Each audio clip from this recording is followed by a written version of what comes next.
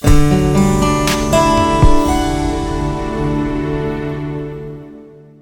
guys got dumped on with a ton of information last week, and so this week we're trying to do lighter on the information, more on the questions and interactive activities.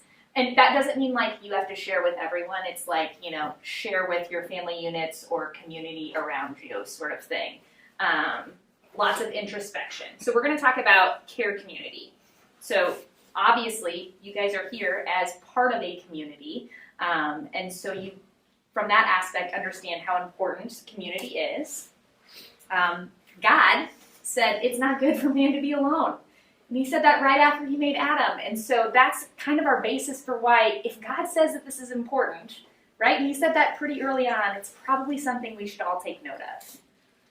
So for care community in the realm of families together, we're going to talk about the importance of it, some helpful how-to hints, and then how to find your people. Okay, so this is just a picture of some women washing clothes at a river. So Brene Brown has a book called Braving the Wilderness, and in that book she tells a story about a village where all the women in the village, they go down to the river and they wash their clothes at the river every day. They talk, they laugh, they cry, they celebrate together, and they do it all again the next day. And eventually, this village got technology, which is great news, wonderful. And they got washing machines. And as a female, I'm really excited for those women that they got washing machines, right? That's a really exciting thing. But they noticed that one by one, as these women got washing machines, that they had an overwhelming amount of depression that spread throughout their village. And they couldn't figure out what happened until they went back and realized that point was when all the women got washing machines and stopped going down to the river together. And so it wasn't the washing machines in and of itself, it was the absence of that time spent in community together. And so on this, we have gotten so independent, just society in general. We say that we're fine, we tell ourselves that we're fine, even when we're depressed, even when we're overwhelmed, when we're lonely, when we're hurting, we're fine, we're too busy for that right now. We say that when days or weeks or months or years go by and we don't connect with friends, I'm fine, and it's easy to say even when it's not true. We've become so isolated that it's hard to know how to get back. It's hard to know even where to begin to build the relationship that our hearts need. And I think that current culture is not just as organic as it once was. It's more work now. We have to try harder to find community. Because you know that we have our own washing machines now, right? We don't depend on each other to do laundry or cook dinner or raise our babies anymore. We don't really depend on each other for much of anything, if we're being honest. So in that same book, Brene Brown says that being lonely affects the length of your life expectancy, similar to smoking 15 cigarettes a day. I don't say that to freak anyone out, but to let you know that longing for connection is legit. I think that we've treated friendship like a luxury for far too long, and friendship is not a luxury.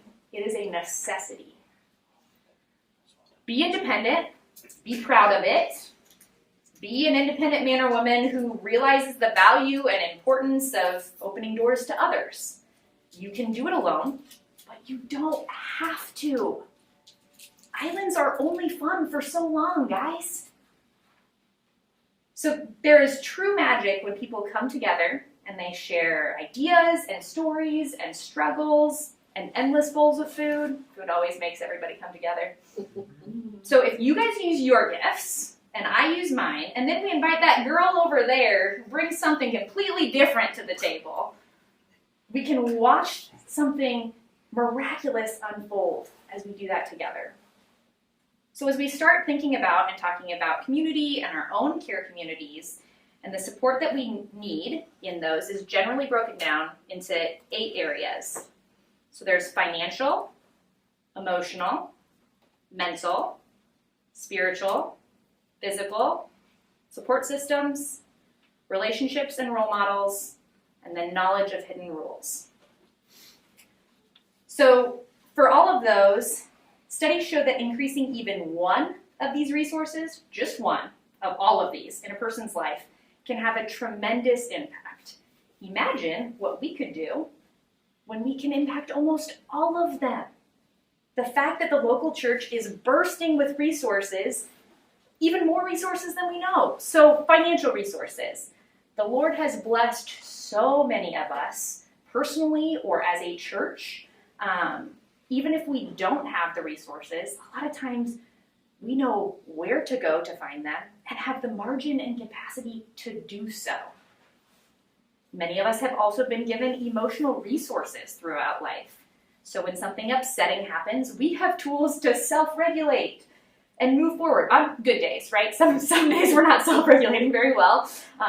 Kids screaming really loud. I'm not regulating as well. I'm probably matching them a little bit. But we can move forward without despair or self-destructive behavior. More than possible, we are able to give out a piece of that self-regulation to someone else who maybe doesn't have it, or teach them a skill. They can watch us take a deep breath, and they can see, oh, this is how we self-regulate. Many of us have mental resources, meaning the time and space to be able to sit with somebody and listen, or connect them with somebody who you know, who might be able to help them better than you can. More than anything else in this room, we are filled with an abundance of spiritual resources. We're the ones who carry the hope of the gospel, and we're tasked with spreading that good news to everyone. We know that our experiences in this world are not the end of our experiences. There's greater things yet to come. And we will come in contact with people who are desperate to know that. Because of these experiences, because their experiences in this world, they haven't been good ones. They desperately need hope. Now, I don't really want to highlight the physical resources a whole bunch because I don't want to undermine God's power, but I also don't want to claim that Families Together or any of our care communities can bring people the power of walking or speaking for the first time, right? That's something that only God can really do. So we're going to keep our expectations realistic for right now. So that one might be one you just might be able to just pray on that one if there's some physical things that are needing assistance. We also surely have support systems, which is something that we're going to talk about later, and we're going to do an activity to try to think through who is in your support systems. Many of us are part of other people's support systems as well. So people call us when they need things. I can stand here right now and tell you that I have maxed out personally in being in other people's support systems, right? Like that I have zero capacity to add extra people that aren't already my people right now to be an additional community for them. But I have really great people, guys. And so I can contact somebody who's my really great people and say, I don't have the capacity to do this and be their support. But I would love to connect you with somebody who I think would be a really good fit for you. In this room, we also have relationships with adults who are not self-destructive. And hopefully we are some of those adults who are not self-destructive. So we can be those relationships and role models. And then just by the sheer fact that we all attend church and are able to sit through a service and we have a knowledge to navigate society, right? If we're able to do that, we know how to navigate society. Church culture alone, we certainly, if we can navigate that, right? We can navigate society. So if there is a rise in just one of these areas of impact, and we can impact all of the areas except for, again, maybe physical, imagine what our community could look like. Just take a minute to think about what Lincoln could look like if we as a church and other churches in town all worked together to impact the community for the kingdom of God. Through your church, through this team, through your community, imagine the difference that you could make in a family or a child's life. And look at this. In Acts, and God's grace was so powerfully at work among them that there were no needy persons amongst them. Think about what that would be like if we all worked ourselves out of a job, right? Susan and James and I frequently are like, oh gosh, if we could just work ourselves out of a job, that would be really great, because then that would mean that we as the church are meeting all of those needs. So before we dig into, if we're saying yes to being part of other people's communities, or trying to think through if we're saying yes to being part of families together, I want us to think through what are our intentions, right? So what we're saying yes to in the realm of those communities, that's really important, because it's a manner of how I'm acting in that community, right? So if I'm in a space and I'm saying yes to something purely because I pity someone, right? Then what I'm saying in that moment is, I acknowledge your suffering. I know about it, right? And that's enough for me at this time, right? So if you hear somebody tell you something that's sad, right? You're acknowledging that the problem is real. You're acknowledging that it exists. Thanks so much for the information. That's you saying, I'm not quite ready to do something with that yet. If you're saying yes from a point of sympathy, you're saying, I care about your suffering. But a lot of that is attention on your own feelings and the way that impacts you. So it hurts me to see you this way. And you're taking on some of those feelings and making it more of a burden on yourself when you're coming at it from sympathy. Empathy, you're saying, I feel your suffering. So you're thinking through, how might they feel? What's their experience? You're escaping your own reality to sit with them. You're feeling with. Taking on a new perspective. And then if you're saying yes out of compassion, you're saying, I want to help try to relieve some of your suffering. Compassion is doing something to help. You're acting. It doesn't mean that you're going to be able to fix the problem, but it means that you're trying to help alleviate one or more of their struggles.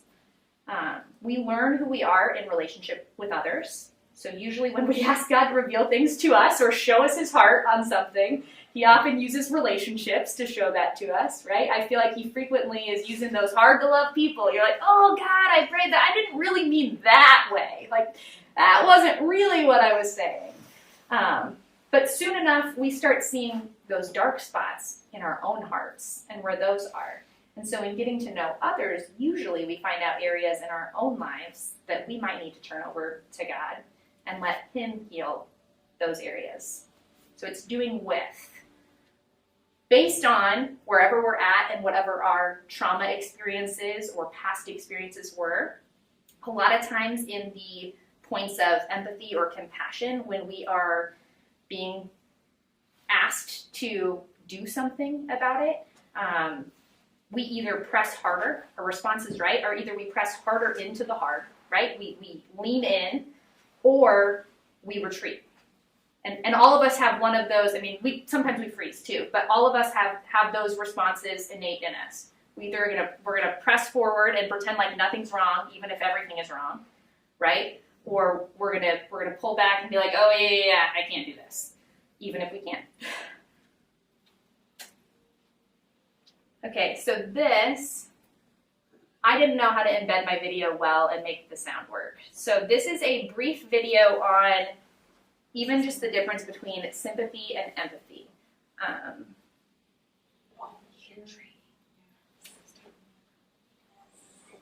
Oh, hang on. I'm not sure which one's my volume. We might have to restart. Oh, we're good. Why is it very different to sympathy?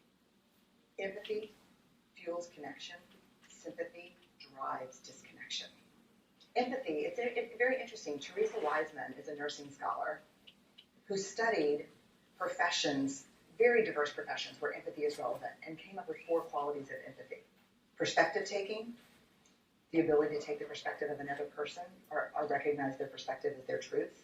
Staying out of judgment, not easy when you enjoy it as much as most of us do. Recognizing emotion in other people and then communicating that. Empathy is feeling with people. to me, I always think of empathy as this kind of sacred space when someone's kind of in a deep hole and they shout out from the bottom and they say, I'm stuck, it's dark, I'm overwhelmed. And then we look and we say, hey, I'm down. I know what it's like down here. And you're not alone. Sympathy is, ooh, it's bad, no. You want a sandwich?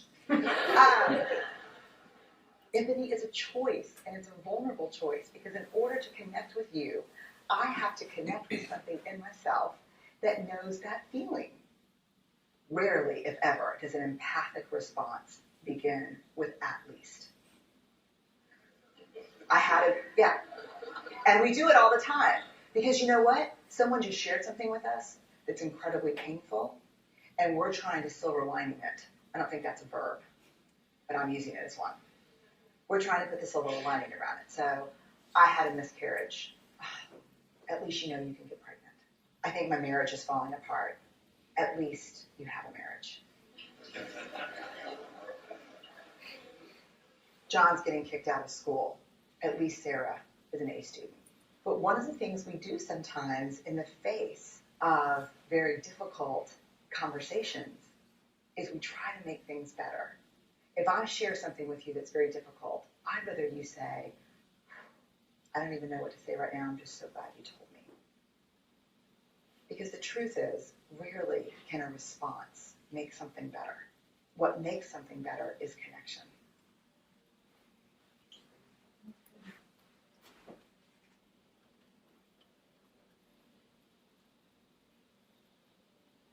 Thanks for bearing with me. Okay, so from that, right, she talked about, don't silver lining things. So we're going to talk about a couple quick, brief do's and don'ts.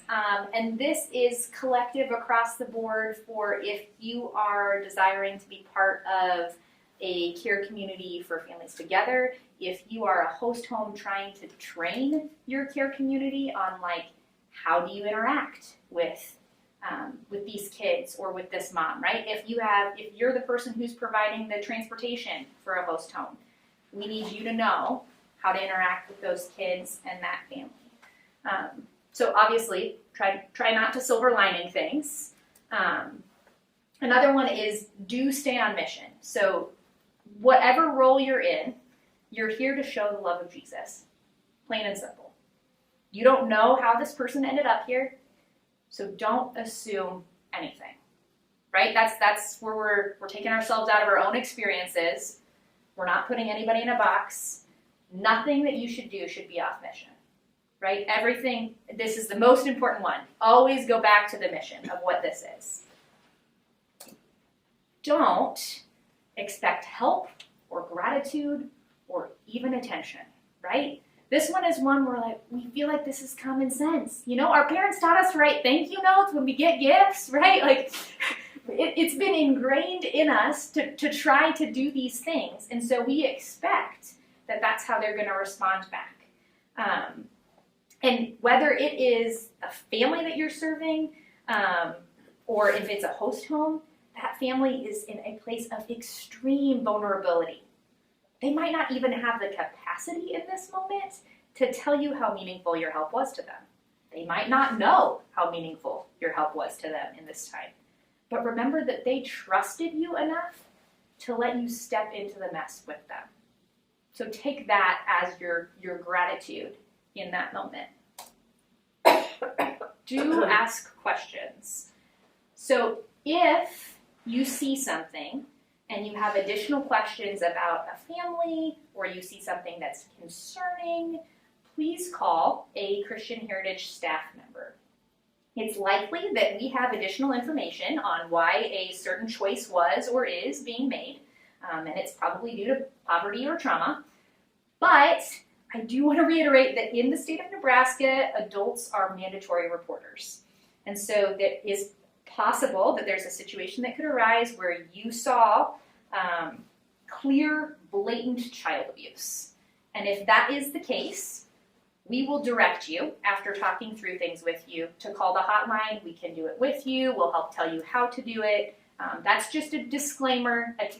That doesn't happen often, right? But if you see something, instead of you just jumping to call the hotline, call us first, because we might be missing some facts on what that looks like. And it might just be more of we parent differently than somebody else. And how can we help give them that resource or knowledge or parent training that we have that they maybe don't have?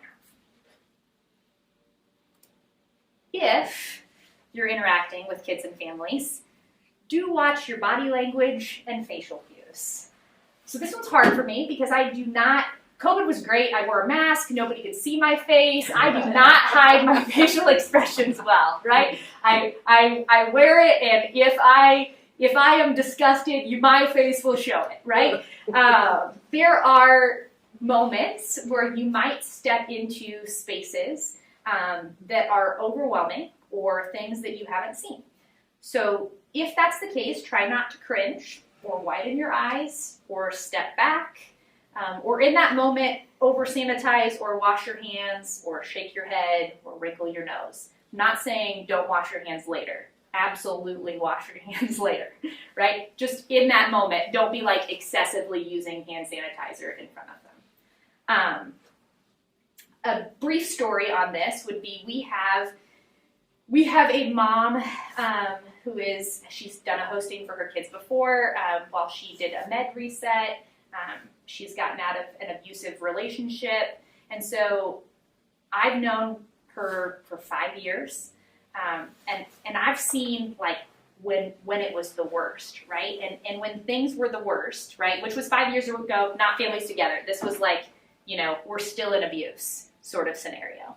I mean, there was dogs pooping on the carpet and babies crawling through the poop, right? I mean, it was bad.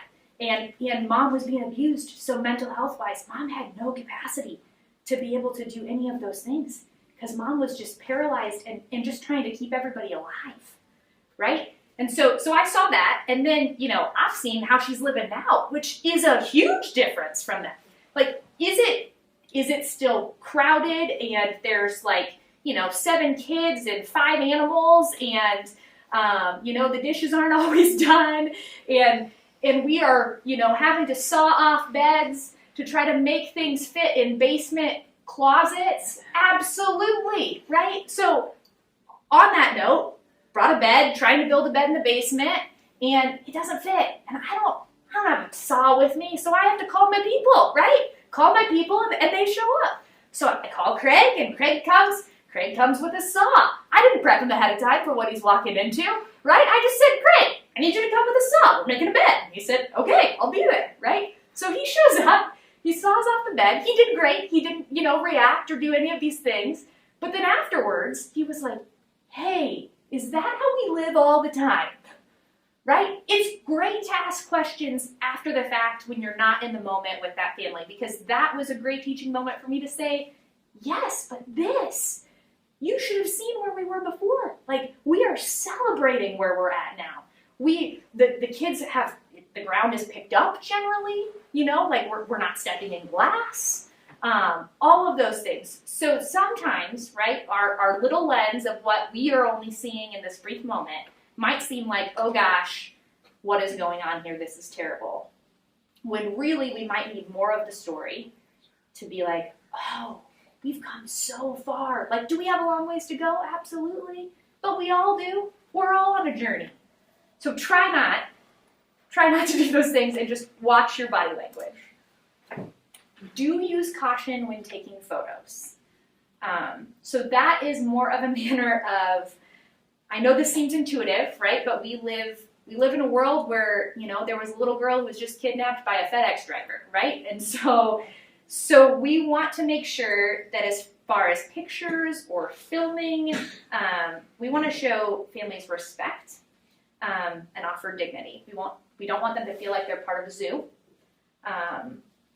Also thinking through if you're taking photos, right? So if you have talked with the mom and you are taking photos and sending it to mom, or mom is like, yes, I only get on social media, post all of our pictures on social media so that I can see the kids and all the fun things that they're doing, right? If you get approval from parents, then absolutely, you by all means can do that. We want you taking photos for them to see, for the kids to see, like, hey, this is a memory that I had, and instead of this being a scary time in my life, like, I remember this fond thing, right?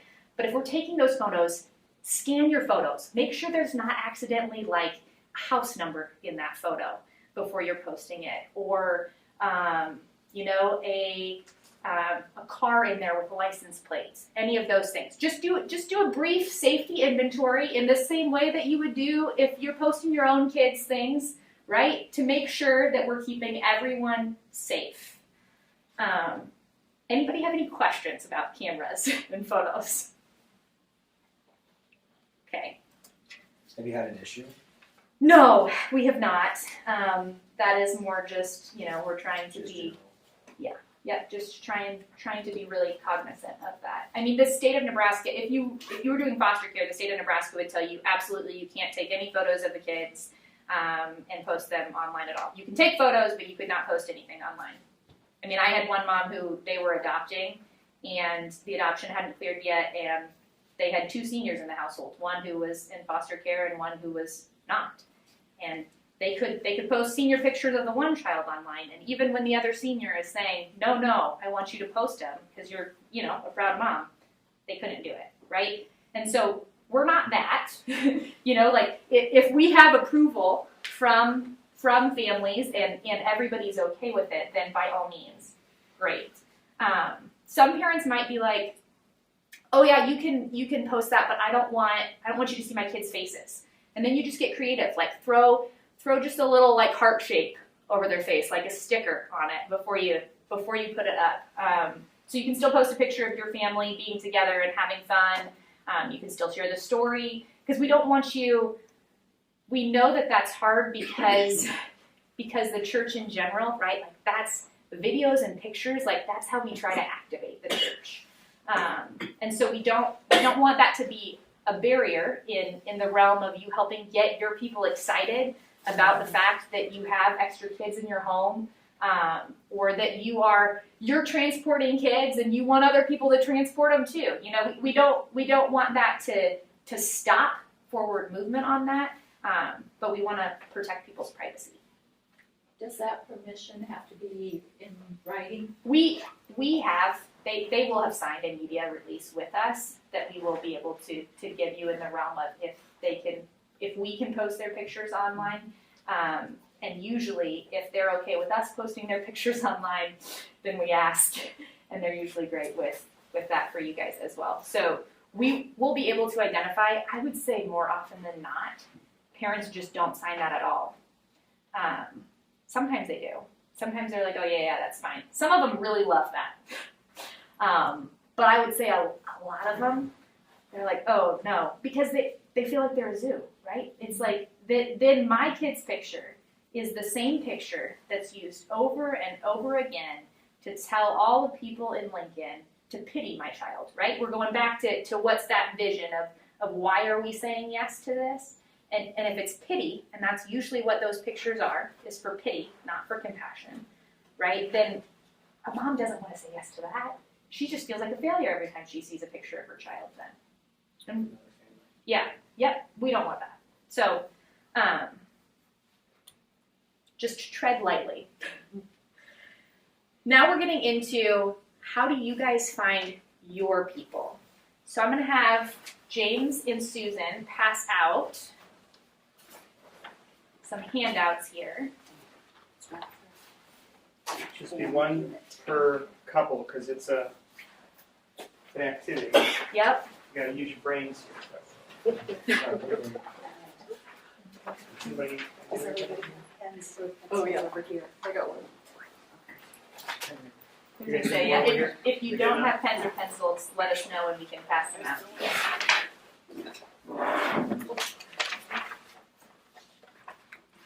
And I will say on this handout, if you're starting reading it, which I see some of you are, it says for host homes. It's just because it was for the last training with host homes, so it's not specific to that. But just know that as you start reading it. Yep.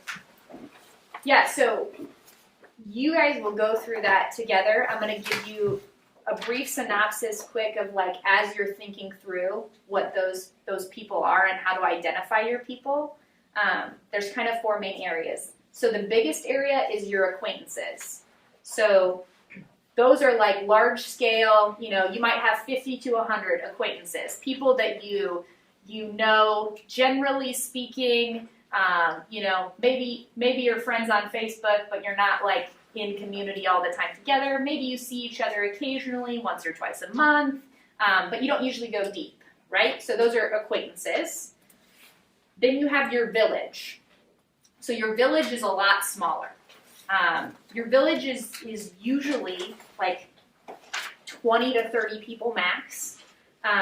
Could be up to 50 if you got really big, right? So those are the people who you're going in deeper conversations with. They might be church members.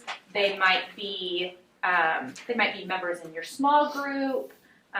Those are people, that's kind of the sweet spot for when you're trying to figure out who's in your care community. A lot of times there's people in your village that you're not thinking about who would love to do things, right? Or we're not asking them because, again, right, we would step into vulnerability and we don't like to do that. And then there's your close friends.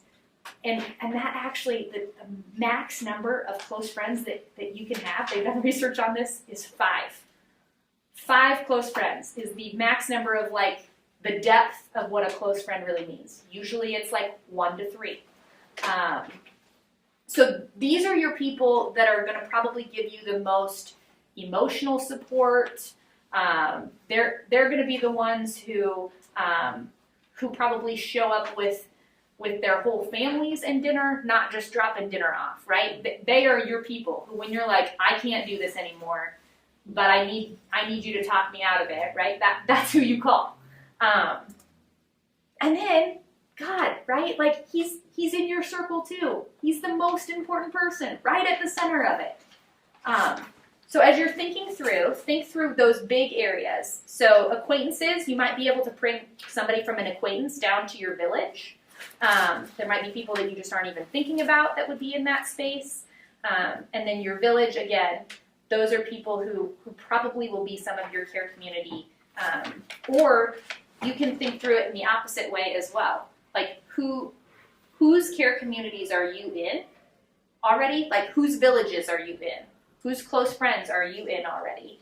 Because there might be a time, if you're saying yes to other things, that you might not be able to say yes to some of their things for a while, right? And so letting those people know too, hey, we're going to step into this, and I love you and care about you, but my capacity to like do things with you, right, might be a little bit less in this season. And usually if you're saying that, then they're like, oh, no worries, we'll step up on our side, right? Like if you're telling them ahead of time, on my side, I might not be able to give you as much of me. Usually they're like, oh, that means that you need more back from me in this season. And then a different way that you can think through it, I'm just trying to give you any of the, whatever learner you are, right? And how you process, what are your possibilities? So thinking through, right, fire. So fire, you want to be close to fire.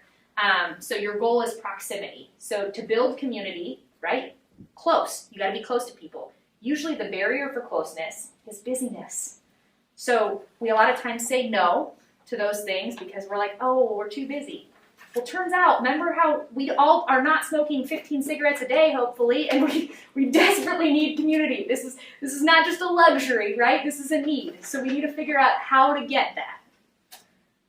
Another one is open doors, right? So the goal with open doors is transparency. But we talked about if we're being transparent, that's really hard sometimes. Usually because we're feeling pain or shame about something, right? You know, if I am like, I'm not going to call them to help me come clean my bathroom, it's because I'm feeling shame that my bathroom looks the way that it does, even if I just had 5 kids vomiting in it for, 3 days straight, right? Did you really have people over then? No, I did have people over, but they weren't vomiting. It was nice. An anvil. The idea there is accountability, right? So who are your people who are holding you accountable, right? But usually, the barrier to that one is pride. We're not honest. Because we don't want to be held accountable because we're prideful. We don't want to be failing. And then there's a shovel. So shared purpose and going deep. The barrier with that one is shallow or small talk. So a lot of times, right, we're talking about the weather, we're talking about things that don't really matter, that aren't really of eternal value. Because again, if we have a shared purpose, that means we're deeply connected, right? And so sometimes we fear that connection. And then a table. You eat a meal at a table, usually, right? And so that shows consistency. So a lot of times a big piece of community is the consistency. Are they showing up for us, and are we showing up for them? What does that look like? And a lot of times, barrier to consistency is conflict, right? If I'm in conflict with you, probably not showing up for your things right now because I need to figure out why I'm in conflict with you first. So thinking through those aspects along with the worksheet, just some ideas for how to help you brainstorm. Brainstorm for the next, 10-ish minutes. You can brainstorm longer and stay if you want to stay later.